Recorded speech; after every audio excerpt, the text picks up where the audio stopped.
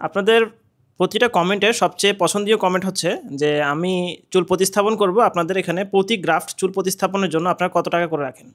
তো বলে রাখি যে আমাদের এখানে বিভিন্ন ক্যাটাগরি সার্জারি হয়। তো নর্মাল এফইই এবং সাফায়ার এফইই এটা হচ্ছে আমাদের খুবই কমন সার্জারি, মানে সবাই সচরাচর এই সার্জারিগুলি করে থাকে। যদি আমি নর্মাল এফইর প্রাইসের কথা বলি, আমাদের এখানে প্রতি গ্রাফটের জন্য 30 টাকা করে রাখা হয়, যেখানে আপনি 1000 করলে প্রতি 1000 গ্রাফটের জন্য আপনাকে 30,000 টাকার মতো খরচ আসবে। এবং সাফায়ার এফির জন্য আপনার প্রতি গ্রাফটের জন্য 40 টাকা করে রাখা হয়, যেখানে আপনি 1000 গ্রাফট করলে 40,000 টাকার মতো খরচ আসবে। এটা হচ্ছে আপনার সার্জারির খরচ। একটা অ্যাজাম্পশন করে আমরা বলতে পারি যে আপনার 1000 গ্রাফটে এত টাকা খরচ আসতে পারে। এখন মূল বিষয় হচ্ছে যে আপনি কত হাজার গ্রাফট সার্জারি করবেন, এবং সেটা হচ্ছে আপনার এরিয়া কতটুকু ফাঁকা হয়েছে এবং আপনার কোন গ্রেডে পড়েছে এবং কততম গ্রেডে আপনার কত গ্রাফট লাগবে, সেটা হচ্ছে আপনার টাক এরিয়া কতটুকু ফাঁকা হয়েছে সেটা একটা আইডিয়া করে বলা যায়।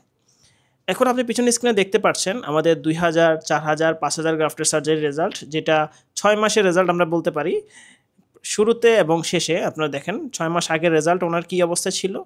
চেহারায় আপনার ফেসের উপরের অংশে চুল না থাকার কারণে ওনার একটু ফ্যাকাশে লাগছিল চুলটা, এবং ফেসটা দেখতে একটু আনস্মার্ট লাগছিল বিকজ অফ ওনার চুল অনেক কম ছিল, পাতলা ছিল। যখন 6 মাস পরে রেজাল্ট আসলো, ওনার সম্পূর্ণ চেহারাটাই পরিবর্তন হয়ে গেল। চুল মানুষের, স্পেশালি ছেলেদের ক্ষেত্রে এই পরিবর্তনটাই ঘটায়, এবং মানুষ কিন্তু এই পরিবর্তনটাই চায় নিজের লাইফে।